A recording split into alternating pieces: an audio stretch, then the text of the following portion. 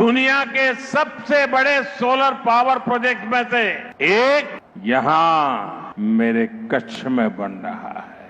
Mumbai Ahmedabad high speed rail corridor का इस भूमि पूजन के अवसर पर कोटि कोटि शुभकामनाएं और बधाइयां देता हूं। हमारी सरकार ने हर महीने मुफ्त राशन की सुविधा मखाना बोर्ड की घोषणा की है।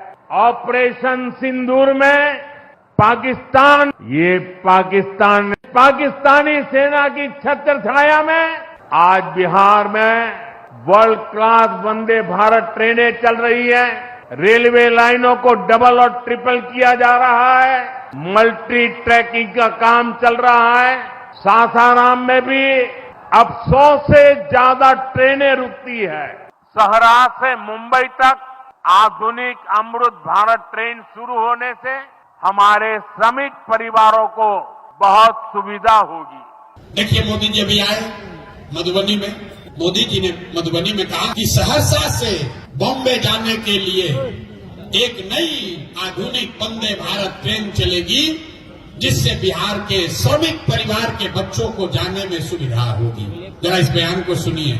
मोदी जी कह रहे हैं कि सहरसा से एक और ट्रेन तुमको देंगे, जिस पर बिहार के बच्चे जानवरों की तरह बैठकर यहाँ से मजदूरी करने गुजरात और बॉम्बे जाएंगे। हेलो, मोदी जी ने जो कहा वो गलत नहीं है। गलत ये है कि पूरा बिहार का आदमी ताली बजा रहा है कि मोदी 4 को और ट्रेन दिए हैं। देखो कितना विकास हो रहा है। पत्रकार लिख रहा है, मोदी को बिहार की सौगात 4 नया वंदे भारत मिला। हम आदमी हैं जो कह रहे हैं इसका विरोध करते हैं।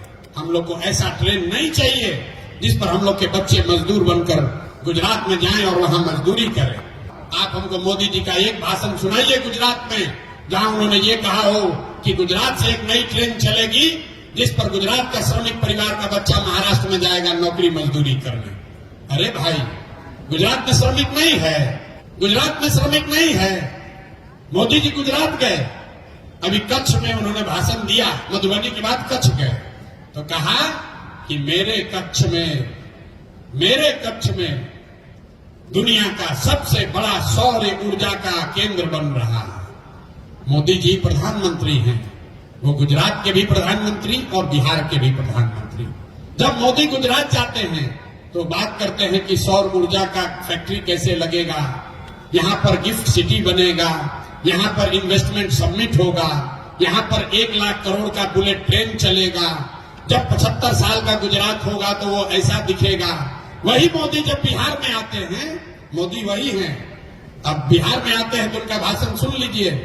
यहीं आए थे अभी विक्रमगंज पीरो में, तो कहा कि 8 करोड़ बिहारियों को 4 किलो अनाज मिलता रहेगा, ये मोदी की गारंटी है। अब लोग खूब ताली बजा रहा है। अरे भाई, 80 करोड़ लोगों को, देखिए भूल मत कीजिएगा, ऐसा नहीं कि गुजरात में 4 किलो अनाज नहीं बट रहा है। अनाज 80 करोड़ लोगों को देश में मिल रहा है। लेकिन अनाज का हवाला देकर वोट मांगने की जरूरत नेता सिर्फ बिहार में करता है, क्योंकि यहां हम लोग जात और भात से ऊपर सोचने के लिए तैयार नहीं है। ट्रेन का स्टॉपेज बढ़ जाए, कहता भैया तुम्हारा सांसद काम किया है, कहता भैया बहुत हमारा सांसद अच्छा है। आरा में 2 सुपरफास्ट के पहले स्टॉपेज ना रहे, हो गए।